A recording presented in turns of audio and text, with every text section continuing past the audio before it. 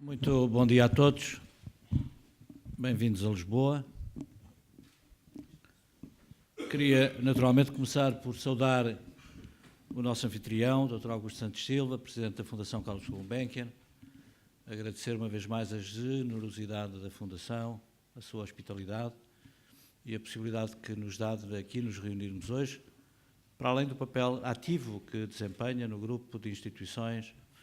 que está na base desta iniciativa, a realização das conferências de Lisboa. Agradecer também e saudar muito especialmente o nosso embaixador Muraci, o secretário executivo da CPLP, que terá a oportunidade também de se dirigir a esta Assembleia, e agradecer muito particularmente ao Dr. Jorge Sampaio, foi Presidente da Câmara de Lisboa, foi Presidente da República, mas depois desempenhou um conjunto de funções no plano internacional que lhe deram uma grande visibilidade, uma grande projeção e à qual se associa naturalmente o nosso país, e por isso é uma grande honra que temos contar com o seu apoio desde a primeira hora no início de uma iniciativa que, mais do que uma simples conferência, é um projeto. 8 organizações públicas e privadas portuguesas que decidiram reunir os seus esforços, as suas capacidades e os seus recursos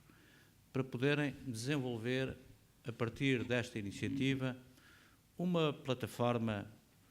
de relações que sirva a Lisboa, mas que sirva também o nosso país, no momento em que a vida internacional se tornou particularmente exigente e em que a afirmação, a influência, a projeção dos interesses se desenvolve hoje não apenas no dia-a-dia da ação política, da ação diplomática, da ação das empresas,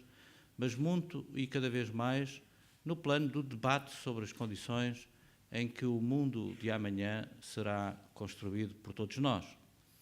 Não há hoje uma indiferença relativamente às condições em que a humanidade terá que enfrentar os grandes problemas que temos pela frente durante as próximas décadas, e é nesse contexto que a reflexão, o debate, o diálogo, a concertação de ideias, de projetos e de iniciativas é absolutamente crítica do ponto de vista da capacidade também que os povos, as nações, terão em afirmar e projetar os seus próprios interesses e a sua visão do mundo. Nós sabemos que nos últimos 30 anos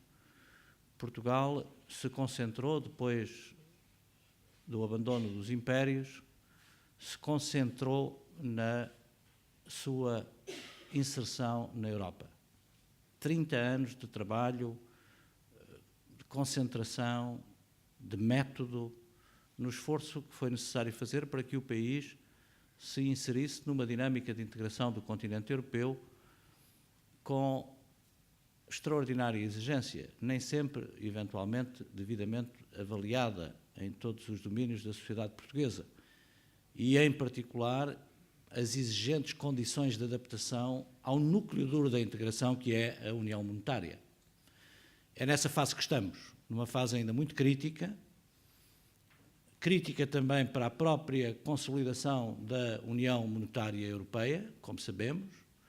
mas crítica também para uma economia periférica, com índices de competitividade muito frágeis e que tem que fazer um esforço de adaptação muito sério ainda durante os próximos anos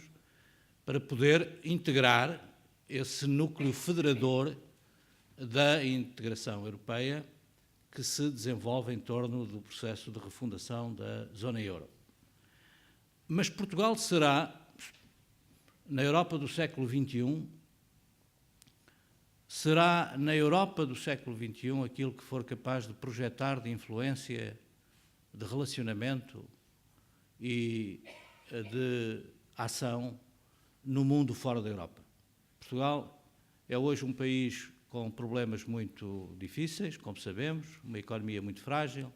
uma dívida gigantesca, mas não tendo muitos recursos naturais, tem na sua história um capital inestimável. Portugal é um país com uma história de relações com o mundo riquíssima, é, porventura, o principal capital que o país hoje tem, se quiser projetar uma visão para o seu futuro na globalização e na Europa. E é nesse contexto que o desenvolvimento das relações com povos, culturas, Estados de outras regiões do mundo é absolutamente crítico para a afirmação dos interesses de Portugal neste século. E é por isso que é absolutamente indispensável um esforço de mobilização coletiva da sociedade portuguesa para a abertura à realidade de um mundo em muito rápida mudança, em profunda transformação e com exigentes condições de adaptação que tocam o dia-a-dia da vida não apenas das empresas ou dos Estados, mas de cada indivíduo, como temos sentido nesta crise. Nenhum cidadão hoje está imune à pressão da realidade exógena, do ambiente estratégico que na Europa e no mundo projetam condições de vida completamente diferentes em relação ao futuro. Nós não estamos a viver uma crise financeira. Para lá da crise financeira, ela é apenas tão pouco o desenvolvimento à superfície de uma profunda crise de mudança estrutural na economia mundial, no sistema financeiro e na geopolítica, no equilíbrio geopolítico que o mundo conheceu nas últimas décadas. É nesse processo que estamos, e estamos ainda no princípio, não estamos no fim. Estamos no princípio desse longo processo de ajustamento que a adesão da China ao capitalismo sob o império do Partido Comunista, que preserva o poder na China, mas que fez da China a maior economia do mundo, ou a caminho de ser a maior economia do mundo, a queda do Império Soviético, um fator geopolítico de extraordinária importância ao qual não demos a devida atenção, mas que ainda estamos a sentir os efeitos do terremoto no sistema internacional que representou o desaparecimento da noite para o dia de um dos pilares em que assentava a estabilidade do sistema internacional. E muitas das crises geopolíticas que estamos a viver na Europa são ainda o reflexo, justamente, do processo de adaptação muito crítico a essa realidade. E assistimos, sem dúvida, com o desenvolvimento das comunicações, a uma expansão muito rápida dos mercados, à interconectividade e à interdependência das comunidades, dos povos, dos indivíduos, o que gerou, naturalmente, um processo de desequilíbrio no sistema internacional que estamos a tentar corrigir através de um profundo e doloroso processo de reajustamento das condições macroeconómicas globais, de redistribuição da riqueza e de reequilíbrio no sistema de forças no sistema internacional. É por isso um processo muito complexo de reajustamento das condições em que a paz e a estabilidade do sistema internacional foram garantidas no pós-guerra que estamos a viver. E temos que superar esta fase complexa da vida mundial com a diplomacia e a política necessárias para evitar uma confrontação que seria absolutamente catastrófica para a situação internacional. E é nesse contexto que as conferências de Lisboa se querem também posicionar. As conferências de Lisboa, que terão uma realização bienal, pretendem, naturalmente, acompanhar a agenda internacional, acompanhar os grandes temas que marcam a atualidade das mudanças que o mundo hoje vive e conhece e procurar trazer a Lisboa personalidades, atores, instituições que têm um papel relevante na antecipação do mundo que temos pela frente. Fazer com que Lisboa seja também uma cidade na vanguarda do processo de reflexão e de preparação para as grandes mudanças que se estão a verificar no mundo. E o país, Portugal, merece que, de facto, a sua capital tenha, neste domínio, uma projeção compatível com a dignidade, a dimensão e a profundidade da sua história. A CPLP é, sem dúvida, uma plataforma crítica, decisiva, que temos que valorizar precisamente porque ela nos permite desenvolver uma matriz de inserção de relações em todos os continentes e, em particular, nos espaços geopolíticos que se afirmam como os polos de poder e de riqueza no sistema mundial que aí vem, e por isso desvalorizar a CPLP é absolutamente injustificável face à realidade geopolítica que a CPLP hoje representa para um país como Portugal, mas para qualquer dos países membros hoje da CPLP, e por isso temos muita honra em ter na mesa da sessão de abertura o secretário executivo da CPLP, e temos que naturalmente dar atenção aos processos de reajustamento que passam hoje pela mudança muito considerável nos paradigmas das políticas de desenvolvimento. Há 10 anos atrás, 15 anos atrás, aliás, era secretário de Estado da Cooperação nesse tempo, os paradigmas que modelavam as políticas de desenvolvimento e as concepções do desenvolvimento no plano europeu mudaram radicalmente. E mudaram radicalmente porque a economia mundial mudou radicalmente. O Dr. Augusto Santos Silva aqui fez referência a algumas das profundas mudanças que se verificaram hoje na economia mundial. É certo que nós temos um modelo social europeu em crise, mas temos um modelo social em crise precisamente porque a Europa tem que se ajustar